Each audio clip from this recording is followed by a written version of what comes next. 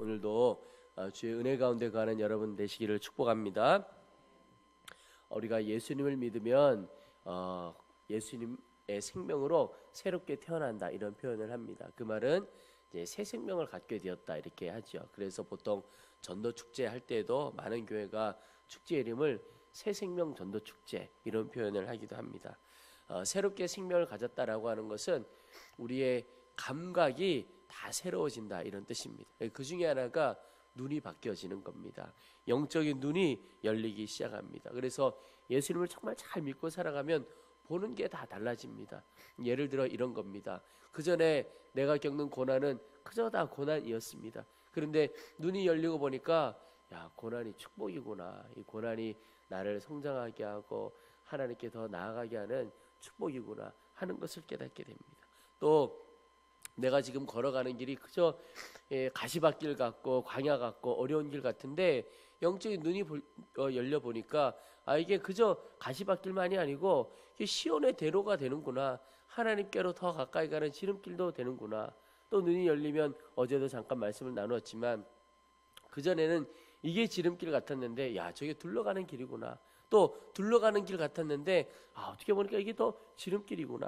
정말 주님 앞에서 눈이 열려지면 제대로 보여지게 되는 겁니다.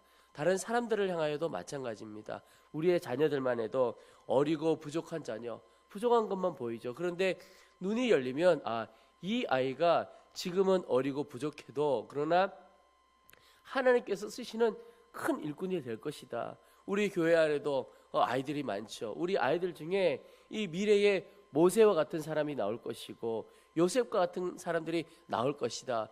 그런 눈이 열려서 바라보면요, 아이들을 바라보는 게 다릅니다. 제가 우리 어른들께 유머스럽게 말씀도 하지만 우리 아이들 미리 사인을 받아 놓으십시오 이런 이야기를 하는 것이 우리 아이들이 지금은 너무 어리고 연약한 아이들 같지만 나중에 이 아이들 만나기도 쉽지 않을지도 모릅니다. 한번 만나려면 누구누구 통해 가지고 일정 잡고 만나야 되는 그런 사람이 될지도 모르는 것입니다. 눈이 열려지면 다른 사람을 바라보고 또 다른 사람을 기대하는 것 너무너무 달라집니다. 또 아주 중요한 것이 하나님의 인도하심에 대하여 눈이 열리게 됩니다. 정말 또한 그 눈이 열려야 하는 거죠. 그래서 그것을 영적인 눈이라고 표현하기도 하고 영적인 분별력이라고도 표현을 합니다. 예수님을 정말 믿으면 이 눈이 열려지게 됩니다. 그래서 예수 믿는 사람들과 세상 사람들의 차이가 있다면 이 눈이 다른 겁니다. 바라보는 눈이 다른 거예요.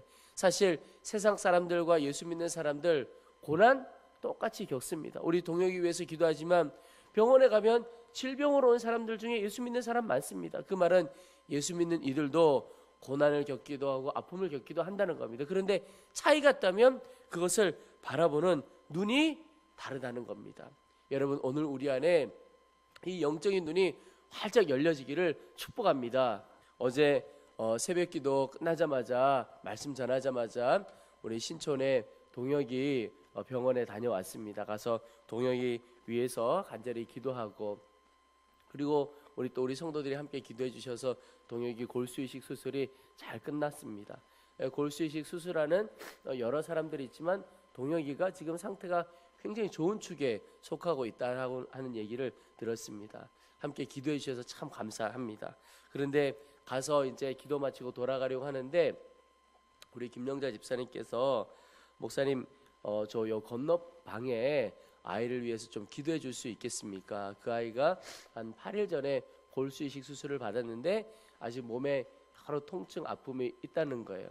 그래서 목사가 기도해 달라는데 기쁨이죠. 네, 알겠습니다. 제가 기꺼이 기도해 드리겠습니다. 그러고는 우리 김영자 집사님이 그 다른 방에 있는 아이의 어머니에 전화를 해 주셔서 제가 둘러서 다른 방으로 갔습니다. 이렇게 가니까 창으로만 이렇게 그 병실 안을 볼 수가 있는데 창 안에 보니까 아주 헬스한 어머니가 한 분이 계시고 그리고 아이 한 명이 누워 있어요. 누워 있는데 머리는 다 깎은 아이가 누워서 자고 있어요.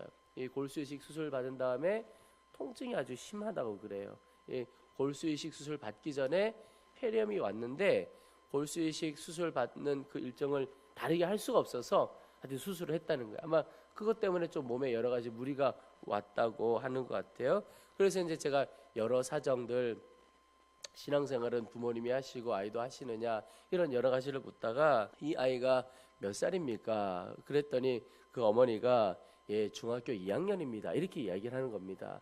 그런데 제가 그 중학교 2학년이라고 하는 이야기를 듣는데 제 마음이 탁 막히더라고요. 왜냐하면 저희 집에 사는 아들이 중학교 2학년이거든요. 그다음부터 제가 한동안 말을 잘 못하겠더라고요.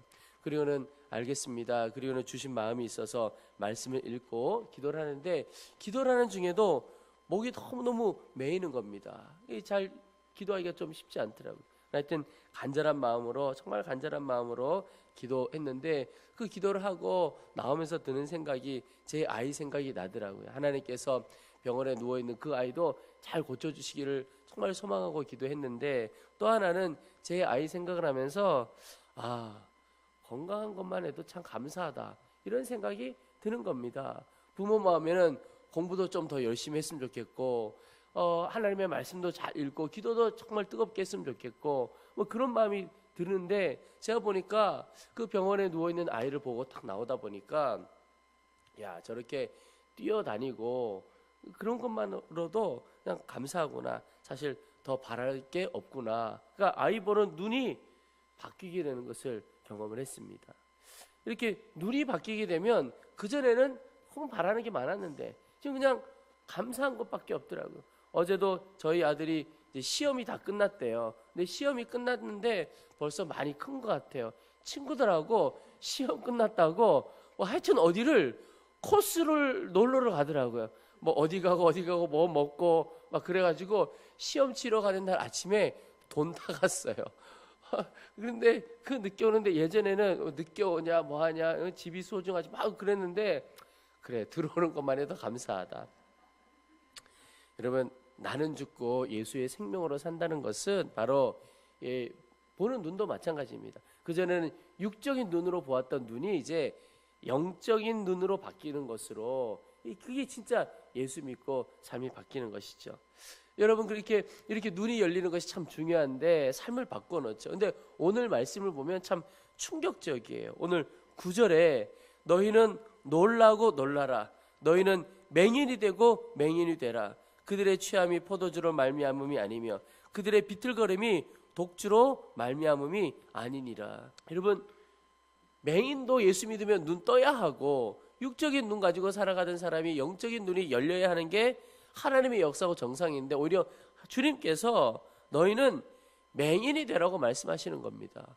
너무너무 충격적입니다. 그 뒤에도 너희가 취했다, 정말 이런 말씀을 하고 계십니다. 근데 그 이후에 맹인이 된 이유, 왜 그렇게 되었나? 10절에 대저 여호와께서 깊이 잠들게 하는 영을 너에게 주사 너의 눈을 감기셨음이니.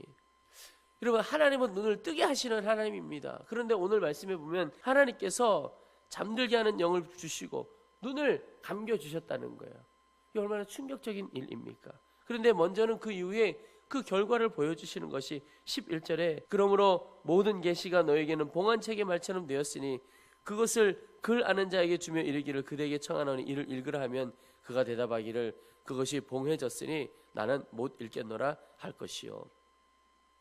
12절 말씀은 읽지 않겠습니다. 근데 여러분, 11절 12절 말씀의 핵심이 뭐냐면 하나님의 말씀이 읽을 수도 없고 깨달아지지도 않는다는 겁니다. 여러분, 이게 정말 큰 문제입니다. 하나님의 말씀을 읽어도 이해가 되어지지 않고 들어도 깨달아지지 않는 것, 이거 진짜 영적인 큰 문제입니다. 여러분, 우리의 영혼이 강팍해지고 내 영혼에 좀 문제가 있다라고 하는 걸 언제 깨달을 수 있느냐? 성경을 읽기는 읽어도 글자구나, 이렇게 끝나는 거예요. 하나님의 말씀을 듣기는 듣는데 목사님 오늘 말씀 전하는구나, 그걸로 그냥 끝나는 겁니다. 그러면 내 영혼이 굳어져 가고 있는 거죠. 기경해야 되는 때입니다.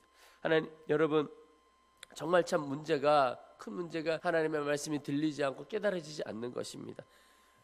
왜 그런가? 오늘 시편 119편 105절에 보면 주의 말씀은 내 발의 등이요 내 길에 빛이니이다. 내가 가는 길에 하나님의 말씀이 인도자가 되어준다는 겁니다. 그게 아니면 살 길이 없는 거죠. 디모데전서 4장 5절에도 하나님의 말씀과 기도로 거룩하여짐이라. 여러분, 우리가 새로운 삶을 살아가고 능력 있고 거룩하게 살아가는 것, 하나님의 말씀이 우리를 그렇게 한다는 거예요. 또 요한복음 17장 17절에도 그들을 진리로 거룩하게 하옵소서. 아버지의 말씀은 진리니이다. 그러니까 하나님의 말씀이 우리의 삶을 거룩하고 정결하고 힘있게 바꿔내는 거라는 겁니다. 그런데 그 하나님의 말씀이 깨달아지지도 않고 들리지 않고 보이지 않고, 그래서 영적인 맹인이 된다면 여러분 우리는 열심히 달려가는데 벼랑 끝 향해서 달려가는 것일지 모릅니다. 살아가기는 열심히 뭔가를 하는데 헛것 하는 거예요. 아무 소용없는 일을 하는 겁니다. 어디로 가야 할지 어떻게 살아야 할지 알 수 없고 생명 없이 방황하는 인생이 되어 버리는 겁니다. 우리가 많이들 흔히들 이야기하지요. 이 나무에서 떨어진 나뭇잎은 물결 위에 있으면 그냥 물결 흐르는 대로 바람 부는 대로 흔들려 가죠. 그런데 작아도 이 작은 물고기 하나 생명이 있으면 그 물살을 거슬러 가고 힘이 있는 거죠. 우리가 똑같습니다. 하나님의 말씀을 듣고 깨닫는 것이 없다. 영적인 생명을 잃어버리는 겁니다. 그러면 방황하는 인생 되고 벼랑 끝으로 달려가는 인생이 되는 겁니다. 그런데 오늘 말씀에 주님께서 이렇게 이스라엘 백성들의 눈을 가린 이유, 충격적인 일이잖아요. 근데 하나님께서 그렇게 하실 수밖에 없는 이유를 또 말씀하고 계세요. 13절에 보시겠습니다. 그러므로 이르시되 이 백성이 입으로는 나를 가까이하며 입술로는 나를 공경하나 그들의 마음은 내게서 멀리 떠났나니 그들이 나를 경외함은 사람의 계명으로 가르침을 받았을 뿐이라. 그러므로 내가 이 백성 중에 기이한 일, 곧 기이하고 가장 기이한 일을 다시 행하리니 그들 중에서 지혜자의 지혜가 없어지고 명철자의 총명이 가려지리라. 주님도 그러시는 거예요. 이게 기이한 일이다. 이런 일이 별로 없었다. 그 말씀을 하시는 거예요. 근데 왜 그렇게 하셨나? 입으로는 하나님을 가까이 하고 입술로는 공경하지만 마음은 하나님에게서 멀리 떠났다. 여러분, 하나님께서 마음 떠난 것 때문에 눈을 다 가리워 주셨다. 여러분, 우리가 살아가다 보면 교회 안에서도 그렇고 어디에서도 이렇게 의식이라는 것을 할 때가 있습니다. 또 형식이 중요할 때가 있습니다. 예를 들면 결혼을 할 때 아버지가 딸의 손을 잡고 들어가다가 이제 그 딸의 손을 신랑에게 넘겨주죠. 제가 아주 어렸을 때 결혼식 볼 때는 저런 게 그냥 한 의식이었나 보다. 그런데 예수님을 믿고 결혼의 의미를 깨닫게 되고 보니